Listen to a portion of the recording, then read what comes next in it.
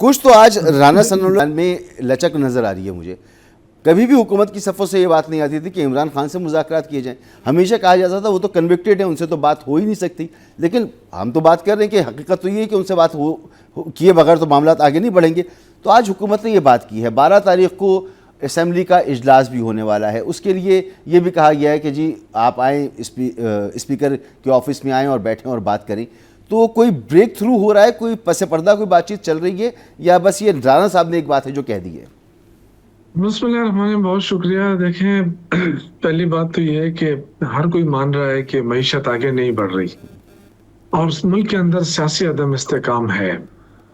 لیکن دوسری بات تو پھر یہ ماننے کے لیے تیار نہیں ہے کہ سیاسی عدم استحکام کے ذمہ دار کون ہیں.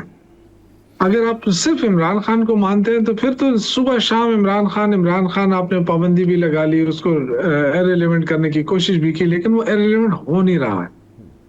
پھر جو انہوں نے بات کی کہ وہ پی ٹی آئی سکڑ کر رہ گئی ہے, تو پی ٹی آئی کے ساتھ تو آج بھی کوئی مقابلہ کرے الحمدللہ کوئی جلسہ کرنا ہے, جلوس نکالنا ہے. کس چیز پہ آپ نے اندازہ لگا لیا کہ پی ٹی آئی سکڑ گئی, لیکن اس پہ میں نہیں جانا چاہتا.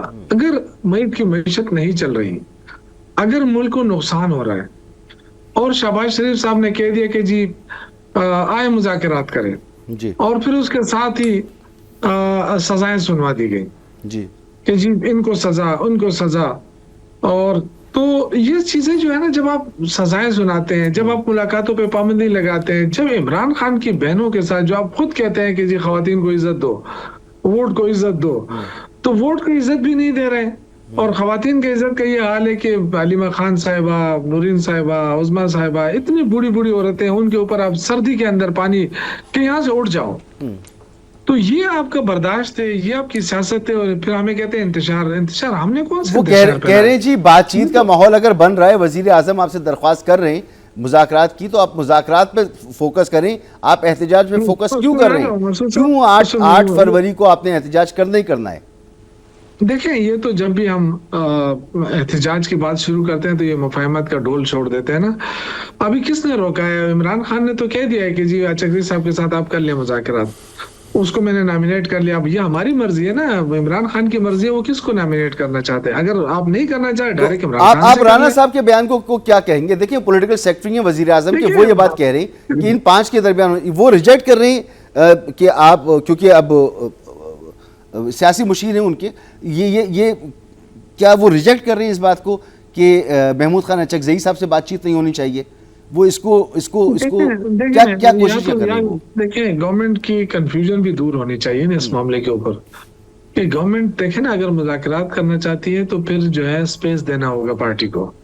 اگر آپ پارٹی کو اسپیس نہیں دیں گے, لوگوں کو سزائیں دیں گے, کبھی ان سے ان کی نشستیں چھینیں گے, تو آپ کون سے پارسائیں کور سے دودھ کے دھلے ہوئے ہیں کہ آپ کہتے ہیں جی یہ جو ہے نا یہ غلط طریقے سے آیا, یہ فلاں اس طرح کیا ہے. یہ سارا سب کچھ جو ہو رہا ہے انتقامی کارروائیاں ہو رہا ہے. جب آپ انتقامی کارروائیاں کرتے جائیں گے, پھر آپ ہم سے کہیں کہ جی آپ احتجاج بھی نہ کریں, کوئی اپنا قانونی حق بھی استعمال نہ کریں. یہ ساری باتیں اپنی جگہ, لیکن آج بھی اگر یہ سمجھتے ہیں کہ معیشت نہیں چل رہی اور یہ سمجھتے ہیں کہ مذاکرات, نہیں, وہ تو سمجھتے ہیں معیشت چل رہی ہے, وہ نہیں, وہ تو ہم اور آپ سمجھتے ہیں نا, وہ سمجھتے چل رہی ہے. ان کی دیکھیں نا, رانا ثناء اللہ صاحب کبھی کبھی سچ بھی بول دیتے ہیں, لیکن مسئلہ یہ کہ آگے اور بات تو نہیں بڑھ سکتی ہے نا. اگر آپ سمجھتے ہیں کہ اچکزئی صاحب نہیں یا بیرسٹر گور نہیں, تو پھر عمران خان تو جیل میں, تو جا کے بات کریں, آپ کو کس نے روکا ہوا ہے؟ بات یہ ہے نا کہ آپ سیاسی اپنے آپ کو کہتے ہیں, لیکن سیاسی ایکشن پہ آپ کو شرم آتی ہے. آپ کہتے ہیں نہیں یار, اب یہی میں بٹ صاحب سے پوچھ لیتا ہوں, یہ بڑے اہم پوائنٹ ہے.